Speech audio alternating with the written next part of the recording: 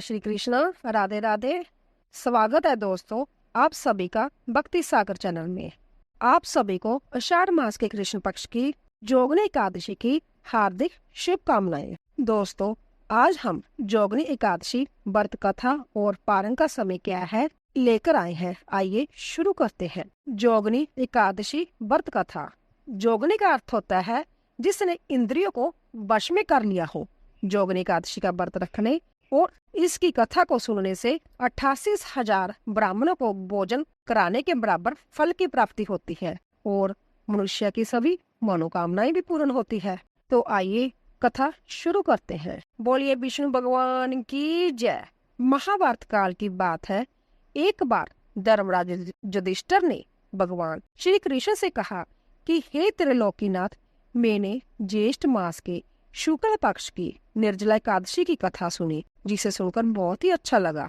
अब आप कृपा करके आषाढ़ मास के कृष्ण पक्ष की एकादशी की कथा सुनाइए। इस एकादशी का नाम क्या है तथा इस एकादशी का महत्व विस्तार पूर्वक मुझे सुनाइए। यह सुनकर श्री कृष्ण भगवान ने कहा कि हे पांडुपुत्र, आषाढ़ मास के कृष्ण पक्ष की एकादशी का नाम जोगनी एकादशी है। इस व्रत के करने से सभी पाप नष्ट हो जाते हैं। इस व्रत को करने वाला व्यक्ति श्राप से मुक्ति पाता है। यह व्रत इस लोक में तथा परलोक में मुक्ति देने वाला है। हे धर्मराज, यह एकादशी तीनों लोकों में प्रसिद्ध है। इसके व्रत से सभी पाप नष्ट हो जाते हैं।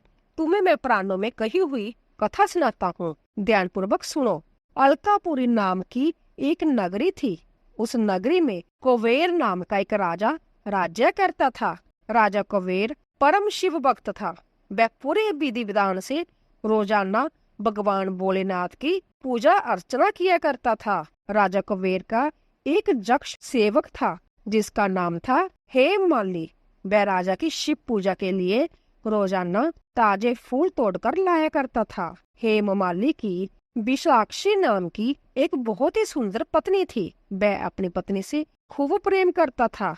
एक दिन की बात है, राजा का सेवक हेममाली मानसरोवर से फूल लाने गया तो फूल लेकर सीधा अपने घर अपनी पत्नी से मिलने के लिए चला गया। घर जाकर हेममाली ने फूलों को एक तरफ रख दिया और अपनी पत्नी के साथ बातें करने लगा, किंतु काम आतुर होने के कारण वह अपनी पत्नी के साथ रमन करने लगा। इस भोग विलास में दोपहर हो गई। वह भूल चुका था कि राजा ने मुझे किस काम के लिए भेजा था। उधर राजा सुबह से ही हेममाली की राह देख रहे थे।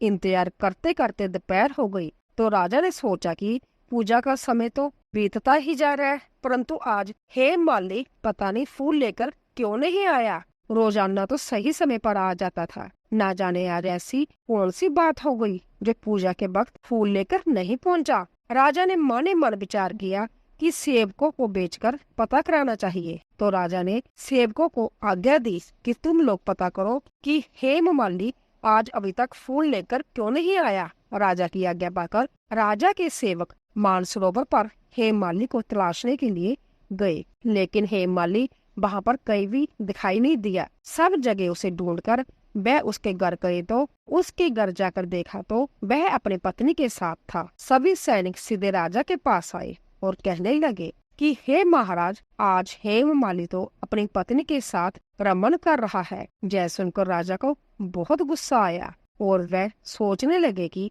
वह ऐसा कैसे कर सकता है। वह वर्षों से शिवजी की पूजा के लिए नियमित समय पर फूल लेकर आता है। अत्यधिक गुस्से के साथ राजा कुबेर ने हेममाली को बुलाने की आज्ञा दी। जैसे ही राजा के सैनिक हेममाली को बुलाने के लिए उसके घर गए तो वह तो बुरी तरह से डर गया और डर से कांपता हुआ राजा के सामने उपस्थित हुआ। राजा उसे देखते ही बहुत क्रोधित हो गए और क्रोध में राजा कुबेर की होंठ फटफटाने लगे। राजा ने गुस्से में कहा कि अरे अदम, तूने मेरे परम पूजनीय देवों के देव भगवान शिवजी का अपमान किया है। मैं तुझे श्राप देता हूँ कि तू स्त्री के वियोग में तड़फे और मृत्यु लोक में जाकर कोड़ी का जीवन व्यतीत करे। राजा कुबेर के श्राप से हेममाली उसी समय स्वर्ग से पृथ्वी पर जा गिरा और कोढ़ी हो गया। उसकी पत्नी भी अचानक से गायब हो गई। मृत्यु लोक में आकर उसने अर्थात हेममालिनी अनेक भयंकर कष्ट भोगे, किंतु शिवजी की कृपा से उसकी बुद्धि मलिन नहीं हुई थी। उसे अपने पूर्व जन्म का सब कुछ याद था। वह अनेक कष्टों को भोगता हुआ तथा अपने पूर्व जन्म के कुकर्मों को याद करता हुआ हिमालय पर्वत की तरह चल पड़ा। चलते चलते वह मार्कंडेय ऋषि के आश्रम में पहुंचा। वह ऋषि अंतत तपस्वी थे। ऐसे प्रतीत हो रहे थे मानो ब्रह्मा जी हो, और उनका आश्रम भी ब्रह्मा जी की सभा के समान ही शोभा दे रहा था। ऋषि को देखकर हेममालिनी वहां गया और उन्हें प्रणाम करके उनके चरणों में गिर पड़ा और विनती करने लगा कि हे ऋषिवर, मुझे इस श्राप से मुक्ति दिलाओ। तो हेममालिनी को देखकर मार्कंडेय ऋषि ने कहा कि तूने कौन से निष्कृष्ट कर्म किए हैं जिससे तुझे कोढ़ हो गया और तू भयानक कष्ट भोग रहा है, मुझे विस्तार पूर्वक बताओ। महर्षि की बात सुनकर हेममालिनी बोला कि हे मुनि श्रेष्ठ, आपसे कुछ भी छुपा नहीं है। मैं राजा कुबेर का अनुचर था और मेरा नाम हेममालिनी था। मैं प्रतिदिन मानसरोवर से फूल लाकर भगवान शिव जी की पूजा के लिए राजा को दिया करता था। एक दिन मैं मानसरोवर से सीधे फूल लेकर अपने घर चला गया और वहां अपनी पत्नी के साथ समय बिताने लगा। मुझे समय का बिल्कुल भी ज्ञान ना रहा और न जाने कब दोपहर हो गई। राजा फूलों का इंतजार करते करते क्रोधित हो गए। उन्होंने मुझे बुलाने के लिए अपने सेवकों को भेजा। तब मुझे आभास हुआ कि आज मुझसे कितनी बड़ी गलती हो गई है। लेकिन जब मैं जैसे ही राजा के पास पहुंचा तो राजा ने क्रोधित होकर मुझे श्राप दे दिया। श्राप देते हुए राजा ने कहा कि तू अपनी स्त्री का वियोग और मृत्यु लोक में जाकर कोढ़ी बनकर दुख भोगेगा। इसी कारण से मैं कोढ़ी हो गया हूँ तथा पृथ्वी पर भयंकर से भयंकर कष्ट भोग रहा हूँ। हे ऋषिवर, आप कृपा करके मुझे कोई ऐसा उपाय बताइए जिससे मेरी मुक्ति हो जाए। सारी बात सुनकर मार्कंडेय ऋषि ने कहा कि हेममालिनी, तूने मेरे सम्मुख सत्य वचन कहे हैं, इसीलिए मैं तेरे उद्धार के लिए एक व्रत बताता हूँ।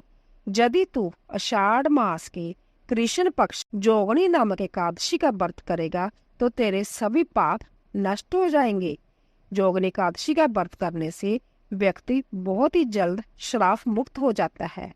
महर्षि के जय वचन सुनकर हेममालिनी बहुत ही खुश हुआ और उनके वचनों के अनुसार जोगनी एकादशी का व्रत विधि विधान पूर्वक करने लगा। इस जोगनी एकादशी व्रत के प्रभाव से वह अपने पुराने स्वरूप में आ गया और अपनी पत्नी के साथ सुख पूर्वक रहने लगा। फिर इस लोक के समस्त सुखों को भोगता हुआ अंत में स्वर्ग लोक को गया। जय कथा कहकर भगवान श्री कृष्ण ने कहा कि हे राजन, इस जोगनी एकादशी का फल 88,000 ब्राह्मणों को भोजन कराने के बराबर होता है।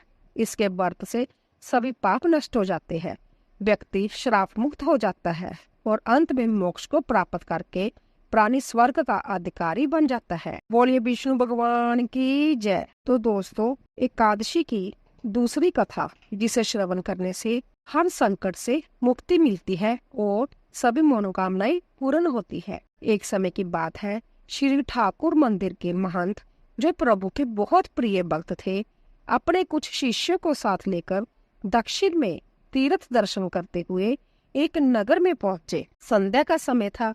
मार्ग में बहुत ही रमणीय उपवन देख महंत जी का मन हुआ कि यहीं कुछ देर विश्राम करे और भोजन प्रसाद बनाकर हरि नाम कीर्तन किया जाए। संजोग से वह स्थान एक वेश्या का था। वेश्या वहीं पास के भवन में रहती थी। महंत जी और उनके शिष्यों को इस बात का पता ना था कि जिस जगह वह रुके हैं वह स्थान एक वेश्या का है।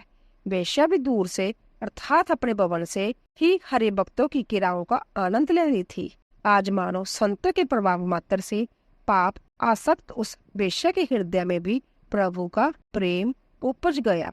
उसने संध्या को भाग्य जानकर, संतों को ज्ञात न हो यह जानकर और अपने बारे में कुछ न बताकर दूर से ही अपने भवन से ठाकुर जी के दर्शनों का आनंद लिया। जब सभी संतों का भोजन प्रसाद और संकीर्तन समाप्त हुआ तो अंत में वेश्या ने एक थाल में बहुत सारी स्वर्ण मुद्राएं लेकर महंत जी के समक्ष प्रस्तुत की और महंत जी को प्रणाम किया। उसने बताया कि यह स्थान मेरा ही है, मैं जहाँ की मालकिन हूँ। महंत जी को यह जानकर बड़ी प्रसन्नता हुई कि और आभार व्यक्त करते हुए उन्होंने कहा कि यह बहुत ही रमणीय स्थान है।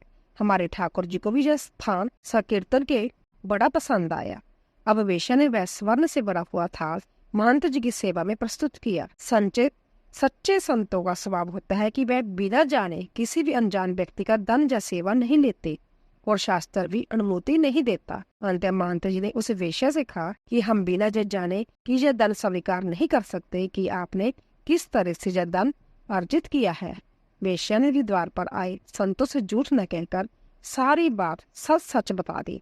वह बोली, मैं एक वेश्या हूँ और समाज के आसक्त पुरुषों को रिझाती हूँ, उसी से मैंने यह धन अर्जित किया है। इतना कहकर वह महंत जी के चरणों में पूर्ण समर्पण करते हुए फूट फूट कर रोने लगी। उसने महंत जी से श्री ठाकुर जी की भक्ति का दान देने का अनुग्रह करने लगी। महंत जी को भी उसके इस अनुग्रह पर दया आई, लेकिन वह बड़े धर्म संकट में पड़ गए। यदि वेश्या का दान स्वीकार किया तो धर्म की हानि होगी, और यदि शरण में आए हुए को स्वीकार नहीं किया और मार्ग नहीं दिखाया तो भी संत धर्म की हानि होगी। महंत जी ने अपने ठाकुर जी का ध्यान किया और उन्हीं को साक्षी कर वेश्या के सामने शर्त रखी। उन्होंने कहा, हम तो यह धन स्वीकार नहीं कर सकते। यदि तुम हृदय से अपने इस बुरे कर्म को छोड़ना चाहती हो तो ऐसा करो, इस पाप कर्म से अर्जित की हुई सारी संपत्ति को तुरंत बेचकर जो धन आए उससे हमारे ठाकुर जी के लिए सुंदर सा मुकुट बनवाओ। यदि हमारे प्रभु वह मुकुट स्वीकार कर लेंगे तो समझ लेना कि उन्होंने तुम्हें माफ करके अपनी कृपा प्रदान की है। वेश्या का मन तो पहले ही निर्मल हो चुका था। महंत जी की आज्ञा सुनकर उसने तुरंत संपूर्ण संपत्ति बेचकर ठाकुर जी के लिए कई लाख रुपए का सुंदर मुकुट बनवाया। कुछ ही दिनों में वेश्या ने मुकुट बनवाकर अपने नगर से महंत जी के साथ ठाकुर जी के मंदिर के लिए प्रस्थान किया। मंदिर पहुंचते ही जब बात समस्त ग्रामवासियों और मंदिर के पुजारियों को पता चली कि अब वेश्या के दान से अर्जित मुकुट ठाकुर जी धारण करेंगे, तो सभी अपना अपना रोष व्यक्त करने लगे और महंत जी उस वेश्या का मजाक उड़ाने लगे। महंत जी सिद्ध पुरुष थे और ठाकुर जी के सर्वविदित प्रेम भक्त भी थे, इसीलिए किसी ने उनका विरोध करने की चेष्टा नहीं की। जैसे ही वह वेश्या मंदिर में प्रवेश करने लगी, द्वार तक पहुंची थी कि पूर्व का पाप बीच में आ गया। वेश्या वही रजस्वला हो गई। उसने अपना माथा पीट लिया और फूट फूट कर रोने लगी। मूर्छित होकर भूमि पर गिर पड़ी और मन ही मन वह सोचने लगी कि संत की कृपा हुई, ठाकुर जी का आग्रह प्राप्त होने ही वाला था कि राजसवला हो गई। मंदिर में जाने के लायक ही न रहे। सब लोग हंसी उड़ाने लगे। पुजारी भी महंत जी को कोसने लगे। महंत जी ने वेश्या के हाथ से मुकुट लेकर संभ्या ठाकुर जी के गर्भगृह में प्रवेश कर श्री ठाकुर जी को मुकुट पहनाने लगे। इधर महंत जी बार बार मुकुट प्रभु के मस्तक पर धारण कराते, लेकिन ठाकुर जी धारण ही नहीं कर रहे थे। मुकुट बार बार ठाकुर जी के मस्तक से गिर जाता था। अब महंत जी भी निराश हो गए और सोचने लगे, हमसे ही बहुत बड़ा अपराध हुआ है। शायद प्रभु ने उस वेश्या को स्वीकार नहीं किया, इसीलिए ठाकुर जी मुकुट धारण नहीं कर रहे। अपने भक्त को निराश देखकर ठाकुर जी से रहा नहीं गया। वो अपने श्री विग्रह से ही बोल पड़े, बाबा आप निराश मत हो, हमने तो उसी दिन उस वेश्या को स्वीकार कर लिया था जिस दिन आपने उसे आश्वासन देकर हमारे लिए मुकुट बनवाने को कहा था। महंत जी ने कहा, प्रभु जब स्वीकार कर ही लिया तो फिर उस बेचारी का लाया हुआ मुकुट धारण क्यों नहीं कर रहे? ठाकुर जी बोले, मुकुट तो हम उसी वेश्या के हाथ से ही धारण करेंगे। इतने प्रेम से लाई है तो पहनेंगे भी उसी के हाथ से। महंत जी ने कहा, प्रभु जी वह राजसवला है, इसीलिए वह मंदिर में नहीं प्रवेश कर सकती। अब तो ठाकुर जी जिद करने लगे, इसी समय लाओ, हम तो उसी के हाथ से पहनेंगे। मंदिर के समस्त पुजारियों ने प्रभु की यह आज्ञा सुनकर दांतों तले उंगलियां दबा ली। सभी विस्मित हो गए। संपूर्ण मंदिर में हाहाकार मच गया। जिसने सुना वह अचंभित हो गया। ठाकुर जी की आज्ञा को सिरोधार कर सैकड़ों लोगों की उपस्थिति में उस वेश्या को सम्मान पूर्वक मंदिर में प्रवेश करवाया गया। अपने हाथों से वेश्या ठाकुर जी को मुकुट धारण कराने लगी। नैनों से आंसू की धाराएं बह रही थी, किंतु अवैध दशा हुई होगी। जरा सोचिए, ठाकुर जी भक्त की इसी दशा को तो आनंद ले रहे थे। ठाकुर जी का श्री विग्रह बहुत बड़ा होने के कारण ऊपर चढ़कर मुकुट पहनाना पड़ता है। भक्त के अश्रु से प्रभु के संपूर्ण मुखारविंद का मानो अभिषेक हो गया। वेश्या के मुख से शब्द नहीं निकल रहे थे, नयन अविरल अश्रु बहा रहे थे।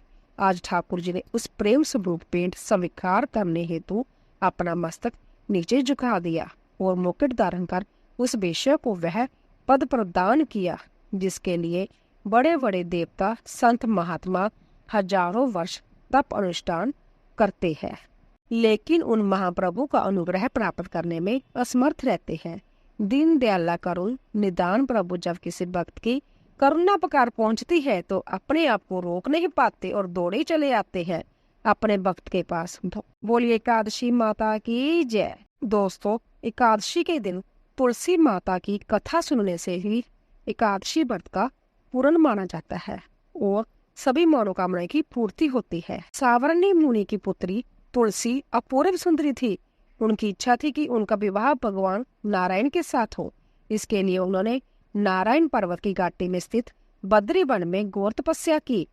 दीर्घ काल तक तपस्या करने के उपरांत ब्रह्मा जी ने प्रसन्न होकर दर्शन दिया और वर मांगने को कहा। तुलसी जी ने कहा, सृष्टिकर्ता ब्रह्मा देव, आप अंतर्जामी है, सबके मन की बात जानते हो, फिर भी मैं अपनी इच्छा आपसे बताती हूँ। मैं चाहती हूँ कि भगवान श्री नारायण मुझे पति रूप में मिले। ब्रह्मा जी ने कहा, तुम्हारा अविष्ट तुम्हें अवश्य मिलेगा। अपने पूर्व जन्म में किसी अपराध के कारण तुम्हें श्राप मिला था, इसी प्रकार भगवान श्री नारायण के एक पार्षद को भी दानव कुल में जन्म लेने का श्राप मिला है। दानव कुल में जन्म लेने के बाद भी उसमें नारायण का अंश विद्यमान रहेगा। इसीलिए इस जन्म में पूर्व जन्म के पाप के शमन के लिए संपूर्ण नारायण तो नहीं मिलेंगे, लेकिन नारायण के अंश से युक्त दानव कुल जन्म उस श्राप युक्त पार्षद से तुम्हारा विवाह होगा। साप मुक्त होने पर भगवान श्री नारायण सदा सर्वदा के लिए तुम्हारे पति हो जाएंगे। तुलसी ने ब्रह्मा के इस वर को स्वीकार कर लिया, क्योंकि मानव कुल में जन्म होने के कारण उस मायावी भोग को तो भोगना ही पड़ना था। तुलसी बद्री वन में ही रहने लगी। नारायण का वह पार्षद दानव कुल में जलंधर के नाम से पैदा हुआ था। कुछ दिनों बाद वह ब्राह्मण करता हुआ बद्री वन में आया, जहाँ तुलसी को देखते ही वह उस पर मंत्रमुग्ध हो गया। तुलसी के सामने उसने अपने विवाह का प्रस्ताव रखा। इतने में ही महाब्रह्मा जी आ गए और तुलसी से कहा, तुलसी, जलंधर को देखो, कैसा स्वरूप है। दानव कुल में जन्म लेने के बाद भी लगता है जैसे इसके शरीर में नारायण का वास हो। तुम प्रस्ताव को सहसे स्वीकार कर लो। तुलसी को भी लगा कि उसकी तपस्या पूर्ण हुई, उसे इच्छित फल मिला है। जलंधर के साथ उसका गंधर्व विवाह हो गया और वह जलंधर के साथ उसके महल में पत्नी बनकर आ गई। जलंधर ने अपने परम सुंदर सती साध्वी पत्नी तुलसी के साथ बहुत दिनों तक राज्य किया। उसने अपने राज्य का इतना विस्तार किया कि देवलोक तक उसके अधिकार में आ गए। स्वर्ग का सुख भोगने वाले देवताओं की दशा भिखारियों जैसी हो गई। जलंधर किसी को कष्ट नहीं देता था, पर अधिकार और राज्य छिन जाने से सारे देवता मिलकर ब्रह्मा, विष्णु और शिवजी की सभा में गए तथा अपनी विपत्ति सुनाई। ब्रह्मा जी ने कहा, तुलसी परम साध्वी है, उसका विवाह जलंधर से मैंने ही कराया था। जलंधर को तो तब तक नहीं मारा जा सकता जब तक तुलसी को ना छला जाए। भगवान श्री हरि विष्णु जी ने कहा, जलंधर पूर्व जन्म में मेरा पार्षद था। श्राप के कारण उसे दैत्य कुल में जन्म लेना पड़ा। इस जन्म में मैं भी मेरा अंश उसमें व्याप्त है। साथ ही तुलसी के पतिव्रत धर्म से वह अजय है। फिर देवताओं की सहमति से भगवान शिव ने जलंधर के पास संदेश भेजा कि जा तो वह देवताओं को राज्य लौटा दे, जा फिर उनसे युद्ध करे। जलंधर भगवान शंकर के पास पहुंचा। उसने कहा, देवादिदेव देव, आपके लिए देवताओं का पक्ष लेना उचित नहीं है। राज्य बढ़ाना हर राजा का कर्तव्य है। मैं किसी को दुखी नहीं कर रहा हूँ। देवताओं से कहिए कि वह मेरी प्रजा बनकर रहे। मैंने आपका कोई भी अपमान नहीं किया है। हमारा आपका युद्ध शोभा नहीं देता। अगर आप हार गए तो बड़ी लज्जा की बात होगी। मैं हार गया तो आपकी कीर्ति बहुत अधिक नहीं बढ़ेगी। भगवान शंकर फिर हंसने लगे। वह तो सब रहस्य समझते थे। तुलसी और जलंधर के पूर्व जन्म के श्राप की अवधि लगभग पूरी हो चुकी थी। फिर शंकर जी बोले, इसमें कीर्ति और लज्जा की बात नहीं है। तुम देवों को राज्य लौटाकर उन्हें उनके पद पर प्रतिष्ठित होने दो। युद्ध से बचने का यही एक उपाय है। जलंधर ने कहा, मैंने युद्ध के बल से देवलोक जीता है और कोई उसे युद्ध के द्वारा ही वापस ले सकता है।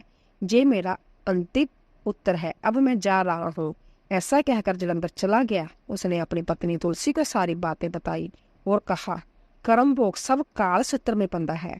जीवन में हर्ष शोक व्यय सुख दुख मंगल अमंगल काल के अधीन है। हम तो केवल निमित्त है। संभव है भगवान शिव देवियों का पक्ष लेकर मुझसे युद्ध करे। तुम चिंता मत करना, तुम्हारा सती तेज मेरी रक्षा करेगा। दूसरे दिन भगवान शंकर के नेतृत्व में देवताओं ने युद्ध छेड़ दिया। जलंधर ने भीषण बाणों की वर्षा कर उनका वेग रोका। उसके प्रहार से देवता डगमगाने लगे। उसने दानवी शक्ति का प्रयोग कर मायावी युद्ध आरंभ कर दिया। युद्ध स्थल पर वह किसी को भी दिखाई नहीं देता था, पर उसके अस्त्र शस्त्र प्रहार कर देवों को घायल कर रहे थे। देवगण अपनी अस्त्र चलाए तो किस पर चलाए, क्योंकि कोई शत्रु सामने था ही नहीं। कई दिनों तक इस तरह भयंकर युद्ध चला और जलंधर पराजित नहीं हुआ। तब शिव जी ने विष्णु से कहा कि विष्णु कुछ तो उपाय करो, अन्यथा मेरा तो सारा जश मिट्टी में मिल जाएगा। विष्णु जी ने सोचा, बल से तो जलंधर को हराया नहीं जा सकता, इसीलिए छल का सहारा ही लेना पड़ेगा। उन्होंने तुरंत ही अपना स्वरूप जलंधर जैसा बनाया और अस्त्र शस्त्र से सुसज्जित हो तुलसी जी के पास पहुंच गए और बोले, प्रिय मैं युद्ध जीत गया। सारे देवता भगवान शंकर समेत मुझसे हार गए। इस खुशी में आओ, मैं तुम्हें अपने अंग से लगा लूं। पति को प्रत्यक्ष खड़ा देखता तथा विजय का समाचार सुनकर दौड़कर मायावी जलंधर के पास गले से लिपट गई। इसी प्रकार पति पत्नी दोनों ने आलिंगन हो खूब खुशी मनाई। पर पुरुष के साथ इस प्रकार के व्यवहार से उसका सती तेज नष्ट हो गया। उसका सती तेज जो जलंधर की कवच के रूप में रक्षा कर रहा था, वह कवच नष्ट हो गया। जलंधर शक्तिहीन हो गया। यह जानते भगवान शंकर ने उस पर अपने त्रिशूल से प्रहार किया। त्रिशूल के लगते ही जलंधर जलकर भस्म हो गया। जलंधर के मरने को जानकर भगवान विष्णु अपने असली रूप में आ गए। सामने अपने पति जलंधर के स्थान पर भगवान विष्णु को खड़ा देख तुलसी बहुत विस्मित हुई। उसको पता लग गया कि संध्या नारायण ने उसके साथ छल किया है।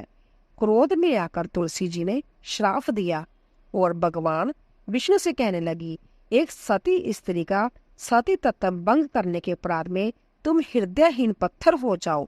विष्णु जी ने तुलसी के श्राप को स्वीकार कर कहा, हे देवी, तुम्हारे तथा जलंधर के कल्याण के लिए मुझे ऐसा करना पड़ा। तुम दोनों को श्राप मुक्त करना था। तुम भी अब अपना शरीर त्याग कर तुलसी बिरवा के रूप में जन्म लोगी और मेरी पूजा तुलसी दल से होगी। मैं शालिग्राम पत्थर बनूंगा। मेरे शीश पर तुम आदर से विराजमान होगी। तुम्हारे पति की हड्डियों के चूर्ण से शंख की उत्पत्ति होगी। उस शंख ध्वनि से देवताओं तथा मेरी पूजा आराधना होगी।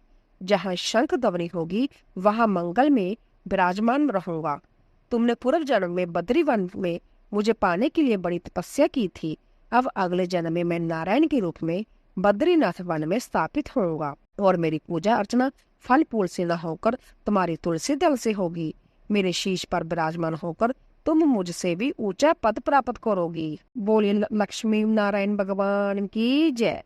बोलिए श्री तुलसी जी और शालिग्राम जी की जय। दोस्तों, अगर आपको हमारी कथा पसंद आई हो, प्लीज जाने से पहले कमेंट बॉक्स में जय श्री कृष्णा ओम नमो भगवते वासुदेवाय अवश्य लिखिए। आप सभी का धन्यवाद।